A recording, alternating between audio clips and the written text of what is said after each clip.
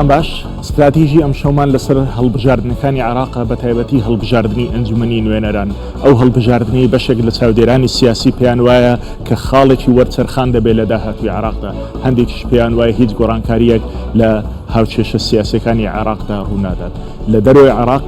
هاوپەیمانەکانی عێراق و ئەوانەی چاویشیان بڕیوەتە عێراق بە پەرۆشەوە لە دەرەنجامی ئەم هەڵبژاردنە دەڕوانن هەڵبژاردنەکانی عێراق لەلایەن هەندێک خەڵک لە وڵاتانی هەرێمایەتیدا بە تایبەتی ئێران و تورکیا کاریگەرێکی زۆر گرنگی دەبێت لەسەر پێگە و شوێنی ئەم وڵاتانە لە داهاتوی عێراقدا و وڵاتە زلهێزەکانیش بە تایبەتی ئەمریکا و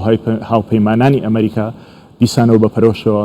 لەوە دەڕوانن کە چێ جڵەوی سیاسی لە عێراق دەگرێتە دەست لە دوای هەڵبژاردنەکاندا ئەمە بابەتی گفتوگۆی ئەم شەومان دەبێت لەگەڵ بەڕێز هیوا عوسمان کە لە ستۆدیۆکانمان لە شاری سلێمانی لەگەڵمانە کاکیوا وەکو ڕۆژنامەنووس و وەکو چاودێری سیاسی و وەکو کەسێکی شارەزا لەم بابەتەدا گفتوگۆمان لەگەڵ دەکات کاکیوا شەوتان باش دیارە هەڵبژاردنەکانی عێراق چەند ڕۆژێکی ماوە و خۆشە دەزانی جیهان بە پەرۆشەوە سەیری دەرەنجامەکانی ئەم هەڵبژاردنە و پرۆسەی هەڵبژاردنەکە و چۆنیەتی بەڕێوەچوونی هەڵبژاردنەکە دەکات ئێمە دەمانەوێت بزانین داهاتووی عێراق لە هاوچێشە هەرێمایەتی و جیهانیەکاندا چییە بەڵام بەر لەوە دەمانەوێت بزانین ئەم پرۆسەیە ئەم جاریان کە بە شێوازێکی جیاواز لە عێراق بەڕێوە دەچێت تا چەند ئەگەری ئەوەی هەیە کە لایەنە براوەکان وەکو ئەوانەی پێشووتر نەبن ملەتی ناشارمەوە چەند ڕۆژێک بەر لێسە لەگەڵ یەکێکی باڵادەست لە ناوەندی سیاسی و بڕیاردانی عێراق قسەم کرد و ئەو وتی براوەکان وەکو جاری پێشووتر دەبێت نازانم ڕێی ئێوە لەسەر ئەم بابەتە چییە؟ زۆر سپاس کاک نارۆ خۆشحاڵم بە بوونم بۆ یەکەم جار لەگەڵ جەنابەت لەسەر شاشە عادەتەن ڕوبەڕوو یەکتری ئەبینین ئەم جارە لە پەخشایە ئەم گفتوگۆیانە ئەەکەین طبعاً ئەوەی کە ئەبینرێت انتخاباتێکی تا ڕادەیەک هەڵایەکی زۆری لەسەر کراوەی تەنها گرنگی ئەم انتخاباتە ئەوەیە کە لەژێر فشاری جادە هاتە دی فشاری جادەی شیعی لەسەر دەسەڵاتدارانی شیعە لەسەر تاویستیان هەموو ڕژێمەکە بگۆڕن ئیتر لە مفاوەزات ئەگەر بێتە بیرتان لە 2019ەوە لە ئۆکتۆبەری 2019 ویست ئایانوت هەموو ڕژێمە گۆڕین و ئەگەڕێنەوە بۆ سیستەمێکی تر و بەم شێوەیە طبعاً لەوەوە هاتنە سەر گۆڕینی حکومەت لە گۆڕینی حکومەتیش هاتنە سەر گۆڕینی دەستور و زۆر گۆڕانکاری تر ئەوە داواکاریەکانیان بوو طبعاً ئەوەی کە بڕێک کەوتن لەسەری لەگەڵ مەرجعیە لە نەجەف خاستەن کە ئەگەر هەر گۆڕانکاریەکتان بێ ئەبێ پەرلەمانێکی تازە بێت و ئەم گۆڕانکاریانە بکات بۆیە هاتنە سەر ئەگەری یاخود ئۆپشنی هەڵبژاردن بۆیە ئەو تاریخە دەستنیشان کرا کە دەی ئۆکتۆبەر بوو سەرەتا قەرار بوو مانگی 6 بێ بوو بە ئۆکتۆبەر لەبەر زیاتر زەختی سیاسی لایەنە سیاسیەکان بوو بەڕاستی کە ویستیان تۆزێ دواتری خەن ئێستاش باس لەوە ئەکرێ بەڵام وابزانم درەنگە دەیدا ئەبێتە ڕۆژی هەڵبژاردن ئەمەی کە بەڕێی من ئەیبینی ڕاستە سیستەمێکی تازەیە یاسایەکی تازەیە بەڵام ئەو ئاکتەرانەی کە یەنە ناو پەرلەمان لەو باوەڕە نیم لەوانەی ئێستا باشتر بن بەڵکو احتیمال زۆرە زیاتر پەرلەمانەکە مەیلی ئێرانی هەبێت خاستن لەلایەنی شیعەوە ئەوەی کە بینیمان لە 2019ەوە تاکو ئێستا و بەر لەوەش لە شەڕی داعشەوە چەند هێزێکی میلیشیایی بە قۆتی سەر بە ئێران سەریان هەڵدا لە باشووری و ناوەڕاستی عێراق لە منتیقە سونیەکان کە لەوێ کارەکە بە بەهانەی شەڕی داعش و لە جنوبی عێراقیش بۆ کوشتنی خۆپیشاندەران و زۆر با بڵێن خۆیان لە دەوڵەت بەرزترە زان و وەلا ئیشیان تەنها بۆ ئێرانە بەڕاستی وەلی الفەقیه ئەوەی کە بۆ خامنەئی و بۆ ئەو دەستگایە ئەو بیرۆکەی کە لە ئێران هەیە نەک لە عێراق ئێرانیە بەوڵە زیاتر بە سەرکردەی خۆیان نەزانن نەک عێراق ئەمانە زۆریان خەڵکیان هەیە ئێستا کە کاندیدن بۆ هەڵبژاردننی داهاتوو و پێ ئەچێت بە پێی سەرچاوەکان بە پێی ئەو تەقاریرێکی ئەیبینین بە پێی گفتوگۆکردن و قسەکردن لەگەڵ کەسانی ناوەڕاست و باشووری عێراق کە ئێران ئیشێکی زۆر منەظەمەکات ئەمانە وا ڕێکەخا کە بەنەتیجە لە بەسەر بازنەکانە دابەشیانەکات بە شێوەیەک لە بازنەی یەک ئەڵێ هەمووتان دەنگ بۆ ئەم کاندیدە بن بە دوو بەبێ بڕەچاوکردنی ئەمە لە چه حزبێکە لە چه حزبێکی ترە بە هەمان شێوەش لەگەڵ بازنەکانی تر بۆیە تەوەقع ئەکرێ ئەگەر پەرلەمانی ڕابردوو لە پاش کوشتنی قاسم سولەیمانی و ئەبوو مەهدی المهندس بڕیاری دەرخستنی ئەمریکایدا ئەم پەرلەمانەیە زۆر لەوە توندڕەوتر بێت یعنی کە زۆر لە ئەندامانی زیاتر بەرە و مەیلی ئێرانیان زیاتر هەبێت و دژی ئەمریکا و دژی ڕۆژاوا بن بە شێوەیەکی گشتی بۆ ناوخۆی عێراق لە باوەڕنیم ئەو گۆڕانکاریە گەورەیە دروست بێت بە پێی ئاماژەکان هەمویان بەرەو ئەوە ئەڕۆن کە هیچ لایەنێک کوتلەیەکی سەرەکی دروست نابێت کە بتوانێت خۆی بەتەنها هیچ کوتلەیەک یاخود تەحالوفی یەک کوتلە لە ناو شیعە لەگەڵ کوتلەیە لە سونە کوتلەیەک لە کورد بتوانن ئەم سێ کوتلەی بچووک یاخود سێ حزب بتوانن حکومت پێک بێنن هەر پێویستیان بە تەوافقی شیعە ئەبێت و لەو تەوافقەش کەسی زەعیفی وەکو مستەفا کاظمی یان ئەمێنێت یان کەسێکی وەکو ئەو زەعیف ئەبێ بێنن بۆ سەرۆکوەزیرین لە عێراق. بەڵێ یەکێک لەو خاڵەیەنەی کە جەختی لەسەر دەکرێتەوە ئایا ڕێژەی دەنگدەر لە عێراق ئەم جارە چۆن دەبێت کە ڕێژەی دەنگدەر لەوانەیە معادلە سیاسیەکان هەمووی بگۆڕێت لە هەڵبژاردننی ڕابردوودا هەندێک دەڵێن 140 خەڵک دەنجی داوە هەندێک دەڵێن 36 دەنجی داوە بەڵام سەعاتێک بەر لەوەی سندوقەکانی دەنگدان دابخرێن تەنها 123 لە عێراق دەنجی دابوو لە هەڵبژاردننی ڕابردوودا پێ دوایە ئەمجاریان لەگەڵ قەیرانی کۆڕۆنا و لەگەڵ هەموو ئەو ناومێدیە کە لەلایەن خەڵکێ بۆ بڕیار بەدەستانی عێراق پێ دوایە ڕێژەکە کەمتر دەبێیان زۆرتر دەبێت وەچی لە هاوچێشەکاندا دەگۆڕێ ڕێژەی دەنگدەر زەحمەتە پێشبینی بکرێ بەڕاستی بەڵام چەند شتێک هەیە لێرە چەند خاڵێکی ئەساسی هەیە یەک مفۆزیە باس لە مفۆزیەکی تر هاتووە کە حاکمی سربەخۆیتیایە تا ڕادەیەکی زۆر کەسانی پرۆفشناڵن هەموو هیچ لەلایەنەکان لیان ڕازی نین یعنی دیارە ئیشێکی باشەکەن ئەگەر هیچ لایەنێ لیان ڕازی نەبێت ئەمە لەلای کەسیش متحیان ناکات لایەنە سیاسیەکان ئەوە دلیلێکی باشە کە ینی دوورن حتا ڕادەیەک لە لایەنەکان ئەمە وەکو مفەوەزیە وەکو سیستەمی دەنگدان هەمان جیهازە کۆنەکانە بەڵام دەستکاریان کردووە و چاکسازی و کاری باشتریان تیا کردووە و ئەوەی کە ئەیبیستی شەریکێکی ئەڵمانی هاتووە بەڵام نازانی راپۆرتەکانیان چییە و چینیە ینی باس لەوە ئەکرێت کە ئەم جارەیان ئەمینترە بێت مەجای تەزویری کەمترە بێت بەڵام لە هەمان کات متمانەیەکی زۆر زعیفی خەڵق هەیە بە پرۆسەکە و بەلایەنە سیاسیەکان چەند جارێ لە ڕابردوو بەهۆی سیستەمە کۆنەکەەوە سانتلیگۆ هەبوو دەنگ بە لیست ئەدرا نەک بە شەخص کەسان دەنگت بۆ هەر کەسێکەدا هەر ئەم هامان دەموچەوە بۆ هاتنەوە ناو پەرلەمان ئەم جارەیان ڕەنگە جیاوازترە تەبعاً دەنگ بەچی ئەدەی ئەو سیستەمیان بەکارهێناوە کە پێڵێن SNTV single non-transferable vote یعنی دەنگی تاکە دەنگی نەگوازراو دەنگێ بدەم بە نەهرۆ ناچێت بۆ هیوە ئاوایە ینی سیستەمەکە جاران وا نەبوو جاران مەسەلە مالیکی بیرتانە بە 100,000 دەنگی ئەهێنا و تەوزیعە کرد بەسەر ئەندامەکانی تری قایمەکەی کەسی وا هەبوو لە پەرلەمان 200 یاخود 2000 دەنگی هێنا بوو گەیشت بوو بۆ پەرلەمان بەهۆی دەنگەکانی گەورەکان ئەم جارەوە نابێت ینی زۆربەیان کەسانێک ئەبن کە بەدەنگی حەقیقی خۆیان لە ناو بازنەکانیان دەرچوون بەڵام لە هەمان کات ئەبێ بزانین دەنگدەر یاخود جمهوری عێراقی بە شێوەیەکی گشتی ئەوجا لە کوردستان یا لە بەشەکانی تری عێراق تا چ ڕادەیەک متمانەی هەیە بەم سیستەمە تازەیە متمانەی هەیە بە پرۆسی سیاسی و ئەوێت پەیام بنێرێ ئەگەر بەڕای من ئەگەر ئەو فەرەزیەتی یەکەم بێت کە بڵێ خەڵک متمانەی نییە باوەڕ ناکەم زۆر خەڵک بچێ بۆ دەنگدان لایەنەکانیش لە هەندێک شوێن هەیە وەکو با بڵێن باشووری عێراق هەنێ شوێنی کوردستان نازانم باوەڕ ناکەم بەو ئاسانە بێت لە کوردستان کە لایەنی دەسەڵاتدار بتوانن فشار بخەنە سەر دەنگدار کە بڵێن ئەبێ بچێ دەنگ بدەی یاخود نابێ بچێ دەنگ بدەی بەڵام لە زۆر شوێنی باشووری عێراق ملاحەزەیەکەین کە باسی خروقاتی سیرەکە بۆ نمونە ئەڵێ یەکێ لە حیزبەکان ئەو ڕۆژە یەکێ باسیەکە لە هەڵبژاردننی ڕابردوو جەماعەتی خۆی نردبوو 50-60 کەس لەبەر دەرگای بنکەی دەنگدانەکە و هەر سرەیەکیان دروست کردەوە قەرەباڵغیان دروست کردەوە بۆ ئەوی خەڵکی تر نەچێ دەنگ بدا بۆ نمونە حێلەی وا زۆرە ئەمە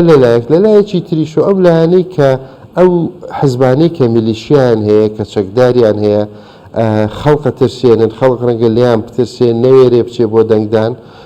بەهۆی ئەمانەوە بەڵام ئەگەر بێت و خەڵق بێ پەیامێکی بەقوت و بەهێز بنێرێت بۆ ئەم لایەنە دەسەڵاتدارانە و لە هەمان کاتە متمانە هەبێت بە جیهازەکە بە جیهازە تازەکان و بە چۆنێتی دەنگدان و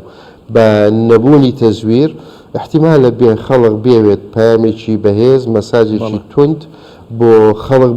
بۆ دەسەڵاتدارانە بنێرێ و بچن بە لێشاو دەنگ بدەن و دەنگ نەدەن بەمانەی کە تاکو ئێستا دەنگیان پێداون. بەڵێ باست لەوە کرد کە ئێرانیەکان و ئەوانەی کە ئینتیمایان هەیە بۆ ئێران زۆر بە پرۆفشناڵانەتر لەوانەیە کار بکەن بۆی دەنگ بەدەست بێنن بەڵام خۆت دەزانی هەل لە دوای ڕوخانی عراقی سەدام حوسێنەوە تاوەکو ئێستا تەنها ئێران نەبووە لەناو عراقدا یاریەکە یاری سیاسیەکە ئەمریکاش بە هەمان شێوە وڵاتانی دیکەی ئەقلیمیش وەکو تورکیا لەوانێ سعودیا ئەوانێتیش بە هەمان شێوە بەڵام تاوەکو ئێستا کە پێ دوایە لەم یاریە کامیان براوەترن وە کامەشیان لەوانەیە لەم هەڵبژاردنە براوەتر بێت. پرسیارێکی جوانە تەبان ئەگەر سەیریکەی لە 2023ەوە ڕاستە ئەمریکا لێرە بۆ پارێکی یەکجار زۆری سەرف کردووە و سەربازی بە کوشتنداوە و شەڕی بۆ عێراقی کردووە و ویستۆتی عێراق وەکو ئەمریکا لێ بکە بە قسەی خۆیان تەبان ئێرانیش بە بێدەنگی ئیشی خۆی کردووە تورکیاش هیچ شتی تر نبینێ هەر پەکەکە ئەبینێ تورکیا هەر بە بیانووی پەکەکەوە ئەچێ بە کەیفی خۆیەوە قەسفەکات تاکو ئێستا نەیتوانی و زۆر ملهوڕانە لەگەڵ مەلەفی عێراقی تعاملی کردووە بەڵام ئێران زۆر بە بێدەنگی زۆر بە پرۆفێشنەڵانە وەکو وتم براوەی سەرەکی ئەمڕۆ ئێرانە لە عێراق بە ڕەغمی ئەوەی زەرەرێکی گەورەیان پێگەیشت بە کوشتنی قاسم سولەیمانی لە پێش 2 ساڵ بەڵام تاکو ئێستا توانیویانە ئێستا ئەمڕۆ هەر کەسێک بیاوێ ببێتە سەرۆکوەزیران لە عێراق ئەگەر ئێران لێ ڕازی نەبێ نابێتە سەرۆکوەزیر کێشەی هەرێم و بەغا وێتە بیرتان کە باسمانەکە چەند جارەمان کاکە مەڕۆنە بەغا بەت مباشر پێشتر بڕۆ بۆ تاران لە تاران ڕێکەوە ئیتفاقەکە لە تاران بکە بڕۆ لە بەغا ئیمزایکە بە نەتیجە هەر ئەوەش بوو چەند جارێک لە ڕابردوو لە حکوومەتی کە کاکنەی چیروان ڕئیسی حکوومەت بوو پێشوی بچێتە بەغا ئەچوو بۆ تاران ڕێکەکەوت ئەلانیش نەئەکرا تەبعان لەویا ڕێکەکەوت ئەڕۆیشتە بەغا بە 2 تەلەفۆنی قاسم سولەیمانی هەموو ئیشەکەی بۆ حەلە کرد ئێران باڵا دەستە لە عێراق بەڕاستی و ئێستاش جاران ڕەنگە هەر سیاسی بوو بێت بەڵام پاش شەڕی داعش پاش ئەو بوونێکی سەربازی بەهێزی ئەمریکای تر لە عێراق لە 2014ەوە ئەو هێز و چەک و یارمەتیە سەربازیی کە لە ئەمریکاوە هاتووە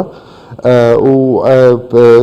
غیتای جەویش ئەو بوونی تیارەی ئاسمان هەمووی لە خزمەتی ئەو لایەنە نەبووە کە ئەمڕۆ سەر بە ئێرانن و کەتائب حەزب الله عەسایب ئەنوا ئەشکاڵن هەر ڕۆژەی نەوەیەکیشە تەبعان ناویان بەڵام براوەی سەرەکی لە شەڕی دژی داعش و لە پرچەکردنی عێراق لەلایەن ئەمریکاوە ئێرانە. بەڵێ ئەگەر بەو پێ بێ ئەگەر ئێرانیەکان زیاتر لە دوای هەڵبژاردن نوێنەری یانەوانەی کە ئینتیمان بۆ ئێران هەیە نوێنەریان زیاتر بێ لە پەرلەمانی عراق و دەنجی ئێران زوڵالتر بێ ئەو کاتە پێگەی ئەمریکا لە عراق چی دەبێت چکە تاوەکو ئێستاکە بەشێکی زۆر ئاسایشی عراق لە ئەستۆی ئەمریکایەکاندایە ئەو قەرارەی کە جەنابەت باست لە کوشتنی قاسم سلەیمانی کرد لە 5 کە پەرلەمانی عراق دەری خست یاخود دەنجی لەسەردا بۆ دەرکردنی هێزە ئەمریکایەکان ئەو کاتە ئەمە دێتەوە گۆڕێجارێکی دیکە؟ بەتەکید ئەمە لەلایەک بەس ئەمریکا خۆی ئەڵێت تا کۆتایی ساڵ هێزەکانم لە هێزی سەربازیەوە یاخود لە هێزی شەڕکەر ئەبێتە هێزی مەشق و ڕاهێنان ینی خۆی زۆر مهتەم نییە پێ ناچێت و بایدنیش وەکو ترامپ نییە وەکو ئۆباما وەکو بوش نییە زۆر جیاوازە بینیمان ئەو بەو شێوە ئابڕوبەرەی کە لە ئەفغانستان پێی دەرچوو دووری نابینین کە بە هەمان شێوە لە عێراقیش انسیحاب بکات چۆن ئەیکات بە چ بەهانەیەک نازانین تاکو ئێستا بەڵام پەرلەمانی داهاتووی عێراق زۆر یارمەتی دەرەبێت بۆ ئەمریکا بۆ ئەو جۆرە بڕیارانە ئەگەر بێت و ئەمریکا لەگەڵ ئێران ڕێکەوێت لە ڤێنە لەسەر مەلەفینەوەی بە شێوەیەکی باش لەویا اتفاقەکەیان بکەن ئەوە عێراق بەشێکە بێت لە پاکیجەکە و تەسلیمی ئێران نەکرێ و ئەمریکا ئاسایشی عێراق بە ئەمریکا نەپارێزراوە بینیمان لە هەولێر چەند چەکداریان هەیە چەند سەربازێکیان هەیە تاکو ئێستا ناتوان هیچ بکەن ڕۆژانە درۆنیان تێگرن موشەکیان تێگرن نەئەتوانن ڕایگرن نەوەڵام دانەوەیکی باشیشیان هەیە کەوا لە ئێران کە جاریش تشتیوانەکەن لە هەولێر لێدایە لە حەریرە چێ لە ئەبوکەمال لە سنووری سووریا و عێراق نزیک ئوردن لەوێ تۆڵی خۆیە کاتەوە لە کاتێکە ئەگەر ئەو هەموو سەتەلایت و ئەو هەموو دەستگای هەواڵگیری هەیە ئەبێ بزانێت لەکوێ ئەو موشەکانە هاتوون یاخود لەکوێوە بنکەی سەرەکی ئەو جۆرە هێرشانە لەکوێ ئەبێ لە شوێنێکی نزیک هەرێمی کوردستان بێ جگەلەوەش هەرێمی کوردستان ئەگەر سەیریکەی سنووری هەرێمی کوردستان لەگەڵ بەشەکانی تری عێراق هەموو ئەو گروپانەی حەشت کە سەر بە ئێرانن لەسەر سنوورەکانمانن بۆیە ئەمریکا ینی ئەوە مهتەم نییە ئەو بینیت ئەوە ئەگەر مەقسەی ئاسایشی عێراق بێت ئەوە تورکیا ڕۆژانە قەسفەکە و ئەچێتە پێنجوێن ئەچێتە زۆر شوێنی تریانی ئەبینین قەسفەکات و تورکیا بەعکسەوە تەئیدیەکە مشکلێکی ئەو تۆی نییە لەگەڵ ئێرانە ئێستا ئێران قەسف ناکە بەس چونکە کووردە لە منطقی باڵەکایەتی و لە سیدەکان و لەو شوێنانە بە هەمان شێوە ئەمریکا هیچ پێنەوتووە مشکلەی ئەمریکا بەس لەگەڵ موشەکەکانە کە لە سەفارەکانی لە سەفارەکەی یاخود لە بنکەکانی ئەگرێ بەڵێ ئێستا ئەمریکا نزیکەی 2500 تا 2800 سەربازێکی لە ناو عێراقە بەڵام ئەگەر وای دابنێن ئەمریکا لێرە نەمێنێ ئایا وەکو ساڵی 2014 فەراغێکی سیاسی دروست نابێ ئەو کاتە داعش دروست بوو ئەمجارە لەوانێت چی ڕوو بدە بەڕێی من ئەو 2500 هەتا 10,000ش بن هیچ کاریگەریی ئەو تۆیان نییە بوونی ئەمریکا ئەمڕۆ بوونێکی سیاسیە و دەرچوونی ئەمریکاش دەرچوونێکی سیاسی ئەبێت هەر ئەوەیە بڵێ وەکو لە ڕۆژاوا کە بینیمان بە یەک تویت ترامپ بە یەک تویت هەموو ئیشەکەی تێگا و وای لە ئێران لە تورکیا کرد لە ئەردۆغان کرد کە بچێ پەلاماری بە ناوچەکانی کوردستانی سووریا بکە ئەگەر بێت و ئەمریکا دەست لە عێراق هەڵگرێ ئەوەی کە باسەکرێت باوەڕ ناکەم کێشانەوە بێ بەقەد ئەوەی کە دەست هەڵگرتنە لە عێراق و تەسلیمی لایەنێکی تری بکات سیناریۆکانی ئەمجارە جیاوازترە بێتەوە وەکو ئەفغانستان نابێ وەکو 2014 نابێ ڕەنگە لە ناوەڕاستی عێراق لە منتیقە سونیەکان هێزێکی هاوشێوەی داعش بەڵام بە شێوەیەکی تر داعشێکی تۆزی عاقڵتر لەوەی کە هەبوو بێتە ئارا و چکە بوونی ئەو میلیشیانە لە مەناتقی سونی عێراق کاردانەوەیەکی زۆری لە ناو خەڵقی بەسیتی ئەو ناوچانە دروست کردووە هەر کەسێک ئێستا بێ بڵێ وەرن ئێمە بەرەنگار بوونەوە بەرەنگاری ئەو هێزە میلیشیانەی سەر بە ئێرانە بین ڕەنگە خەڵقی گەنج لەگەڵیان بڕوات ئەمە لە ناوەڕاستی عێراق لە باشووری عێراق شوێنی بابڵێ ڕەنگە بەتاوی تەسلیمی ئێران بکرێت ئەو منتیقەیە و ئەو میلیشیانەی سەر بە ئێران باڵا دەستە بن لەو شوێنانە بە ئیشرافی مباشری عێراق بە ئیشرافی مباشری ئێران مەناتقی کوردستان ئەویش خەڵق پێی وایە چاودێران پێیان وایە ئەگەر بێت و ئەمریکا بێوێ لێرە سەحب بێ نزیکترین کەس لە ئەمریکا تورکیایە لە چوارچێوەی ناتۆ حەلیفن لە چەند هاوکاری تریان هەیە ئەنجەرلیکی هەیە لەویە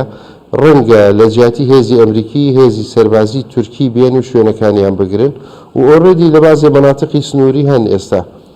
لە بامەڕنی و بەرواری باڵا و شوێنانەی تر هێنێتە خوارەوە لە هەریر و لە مەتار و لەو شوێنانەی تر دایانێ ئەگەر بێت و تەبان ئەمریکا بە وەزای ئمڕۆ سەحب بێت لە عێراق بە شێوەیەکی گشتی پێ دوایە لێرە یەک شتی گرنگ هەیە ئێمە لێرە یەکشتی گرنگ هەیە ئەگەر بێت و ئەمریکا بێوێ لێرە سەحب بێ نزیکترین کەس لە ئەمریکا تورکیایە لە چوارچێوەی ناتۆ حەلیفن لە چەند هاوکاری تریان هەیە ئەنجەرلیکی هەیە لەویە ڕەنگە لە یەک شت هەیە کاکنار و بیرم چوو باسی کەم ئەگەر ئەمریکا بڕیاری کشانەوە لە عێراق بدا ئەوە 100% لە هەرێمی کوردستانیشەوە ئەنسیحابەکە حەجمی سەفارە و حەجمی قونسولیە و گەورەیە و ئەمە هیچ فاکتەر نییە بۆ ئەمریکا بڕیاریە لە عێراق ئەڵێ عێراق یەک وڵاتە کوردستان بە جیاواز نابینێ لە عێراق ئەگەر بڕیاریە لە بەغا سەحب بێت لە عێراق سەحب بێ لە کوردستانیش لە کوردستانیشەوە سەحب بووە 100%. چەند هێرشیان خرایە سەر لە بەغا سەفارەتەکەیان ترسی مەترسی هێرشی ئەوە هەبوو یاخود هەڕەشەی ئەوە هەبوو کە سەفارەتەکەیان داخرێ ئیعلانیان نەکرد کەیان لە هەولێرەوە ئیشەکەن بیتانە لە زمانی ترامپ کە لێیان ئەدان ترامپ تهدیدی کرد وتی سەفارەکە دائەخەم نەی و نەقلی هەولێریەکە بۆیە بە هەمان لۆجیک ئەگەر بێت و لە بەغا سەحب بێ لە کوردستانی سەحبێ بێت پێت وایە دوای و هەڵبژاردنە پێگەی عێراق بەهێز بێ لە هاوچێشەی ئەقلیمی و جیهانیەکاندا یاخود هەروەک خۆی بمێنێت یان بەرەو خوارەوە بڕوە دوا پرسیارمە ئەگەر زۆر بە کورتی لەو باوەڕە نیم پێگەی عێراق تەمان وڵاتێک پێگەی بەهێزە بێ ئەگەر وەزعی ناوخۆی باش بێت ئێستا بۆ نمونە ئێران عێراق هەوڵە بە قسە ئەڵێن نێوەنگیری نێوان ئێران و سعودی ئەکا بۆ نمونە ناتوانێت چکە دوولایەنەکە ئەگە دوور بن لە یەک عێراق ناتوانێت نەزەخت لەسەر ئێران بکە شروطی سعودیە قبول کرد نە ئەتوانێت زەخت لەسەر سعودیە بکە شروطی ئێران قبول کە تەنها ڕۆڵی ئەوەیە بیان هێنێ لە بەغا کۆیان کاتەوە عێراقی شوەکو چایچی چاو قاوەیان بۆدانی لە کۆبوونەوەکە کاک هیوە عوسمان لە ستودیۆکانمان لە سلێمانی لەگەڵمان بووی زۆر سپاس. زۆر سپاس. داهاتووی عێراق لە چەند ڕۆژ و هەفتەی داهاتوودا بەدەردەکەوێت لە دوای هەڵبژاردنەکاندا یاخود عێراق بەرەوەی عێراقێکی بەهێز دەڕوە یاخود حاڵی عێراق لەو حاڵەکەی ئێستا لەوانەیە خراپتر و دژوارتر ببێت. شەوتان شاد.